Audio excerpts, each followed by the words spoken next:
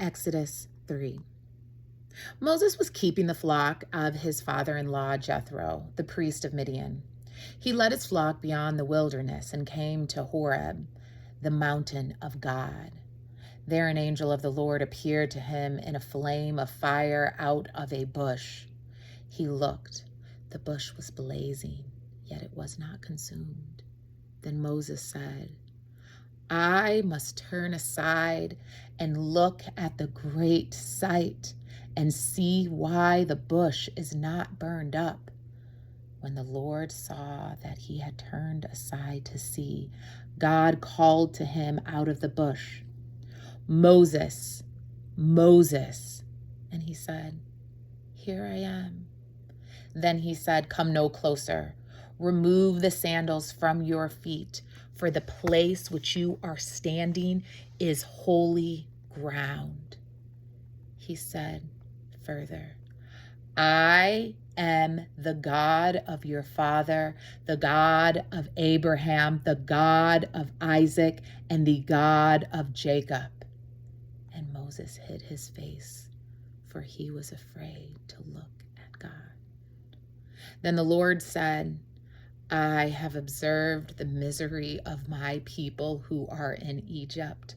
I have heard their cry on account of their taskmasters. Indeed, I know their sufferings, and I have come down to deliver them from the Egyptians and to bring them up out of that land to a good and broad land, a land flowing with milk and honey, to the country of the Canaanites, the Hittites, the Amorites, the Perizzites, the Hivites, and the Jebusites. The cry of Israel has now come to me. I have also seen how the Egyptians oppress them.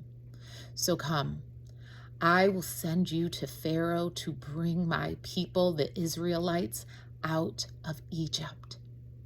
But Moses said to God, Who am I that I should go to Pharaoh and bring the Israelites out of Egypt? He said, I will be with you, and this shall be the sign for you that it is I who sent you. When you have brought the people out of Egypt, you shall worship God on this mountain. But Moses said to God, If I come to the Israelites and say to them, The God of your ancestors has sent me to you, and they ask me, What is your name? What shall I say to them? God said to Moses, I am who I am.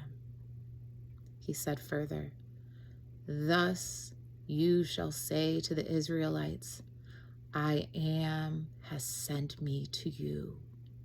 God also said to Moses, Thus you shall say to the Israelites, The Lord, the God of your ancestors, the God of Abraham, the God of Isaac, the God of Jacob, has sent me to you.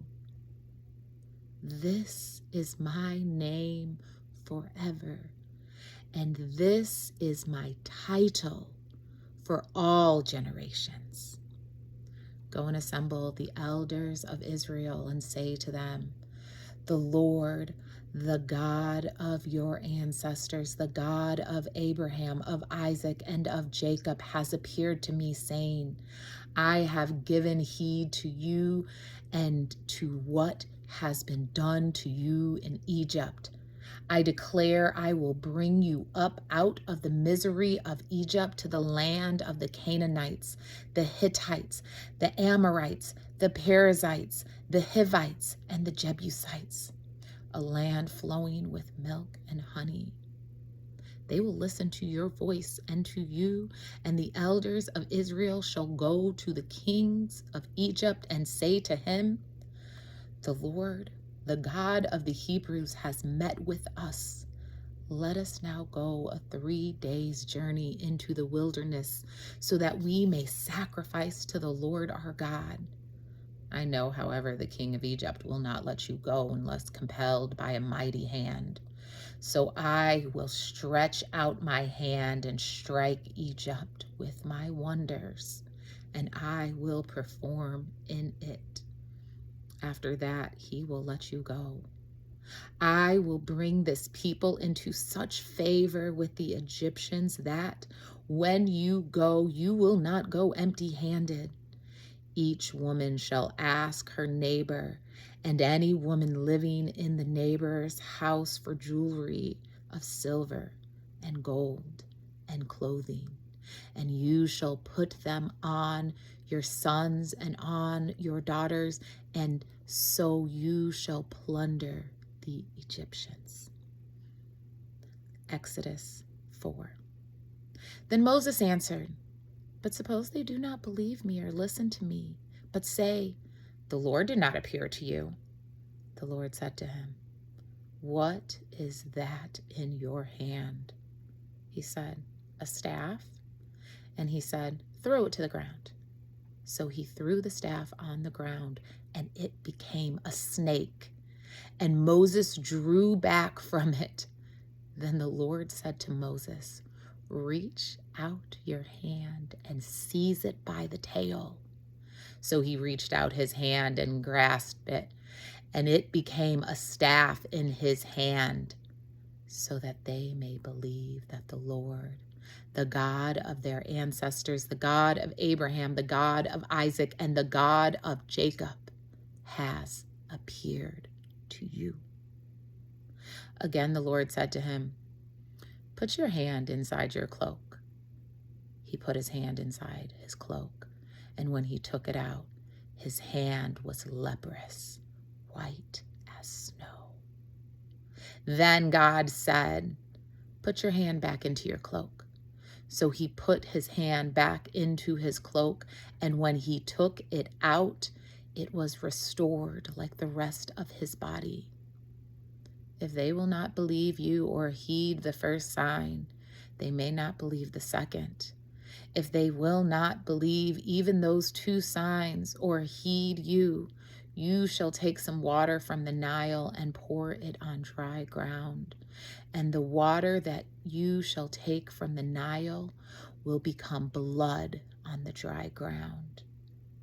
But Moses said to the Lord, O my Lord, I have never been eloquent, neither in the past nor even now that I have spoken to your servant.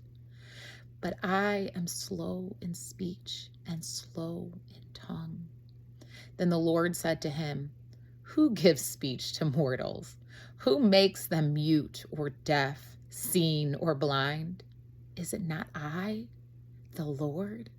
Now go, and I with your mouth, and I will be with your mouth and teach you what you are to speak. But he said, O Lord, please send someone else. Then the anger of the Lord was kindled against Moses, and he said, what of your brother Aaron, the Levite? I know he can speak fluently. Even now he is coming out to meet you, and when he sees you, his heart will be glad. You shall speak to him and put the words in his mouth, and I will be with your mouth and with his mouth, and will teach you what you shall do. He indeed shall speak for you to the people. He shall serve as the mouth for you, and you shall serve as God for him. Take in your hand the staff with which you shall perform signs. Moses went back to his father-in-law Jethro and said to him, please let me go back to my kindred in Egypt and see whether they are still living. And Jethro said to Moses, go in peace.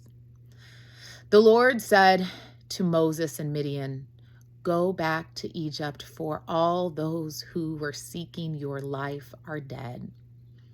So Moses took his wife and his sons, and he put them on a donkey, and he went back to the land of Egypt. And Moses carried the staff of God in his hand.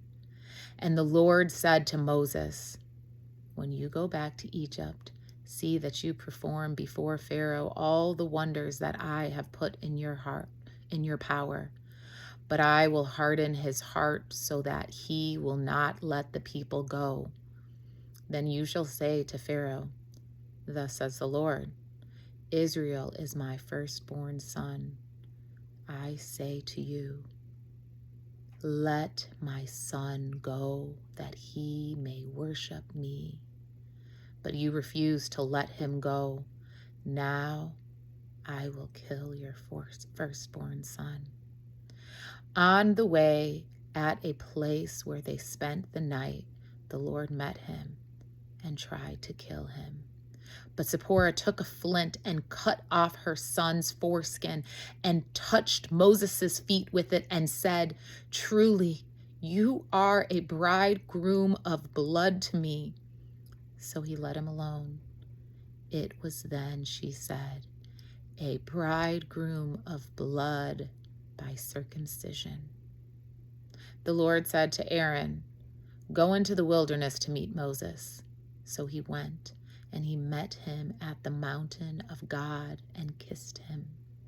Moses told Aaron all the words of the Lord with which he has sent him, and all the signs with which he had charged him.